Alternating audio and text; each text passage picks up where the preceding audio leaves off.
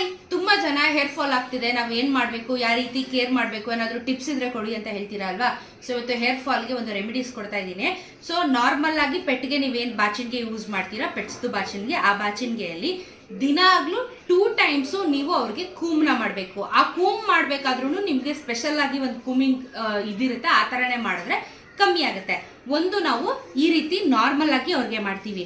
ಈ ರೀತಿ ಪೂರ್ತಿ ಮೈನ ಮಾಡಿದ್ಮೇಲೆ ಈ ರೀತಿಯಾಗಿ ರಿವರ್ಸ್ ಕೂಡ ಮಾಡಿದ್ರೆ ಹೇರ್ ಫಾಲ್ ತುಂಬಾ ಕಡಿಮೆ ಆಗುತ್ತೆ.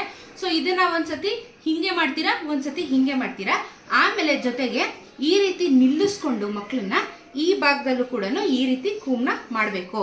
ಸೊ ಈ ರೀತಿ ಕೂಮ್ನ ಮಾಡಿದ್ರೆ ಹೇರ್ ಫಾಲ್ ಕಮ್ಮಿ ಆಗುತ್ತೆ. ಹಾಗೇನೆ ಹೇರ್ ಫಾಲ್ ತುಂಬಾ ಜಾಸ್ತಿ ಆಗ್ತಾ ಇದೆ ಅಂತ ಹೇಳಿದ್ರೆ, ಒಂದು ಅವರಿಗೆ ಬೇಕಾಗಿರುವಂತ ಪ್ರೋಟೀನ್ ನ್ಯೂಟ್ರಿಷನ್ ಬಾಡಿಗೆ ಹೋಗ್ತಾ ಇಲ್ಲ, ಅವರಿಗೆ ಫಂಗಲ್ ಅನ್ನೋ ಕಾಯಿಲೆ ಕೂಡ ಶುರುವಾಗಿರುತ್ತೆ. ಫಂಗಲ್ ಬಂದ್ರೆ ತುಂಬಾ ಹೇರ್ ಫಾಲ್ ಆಗುತ್ತೆ.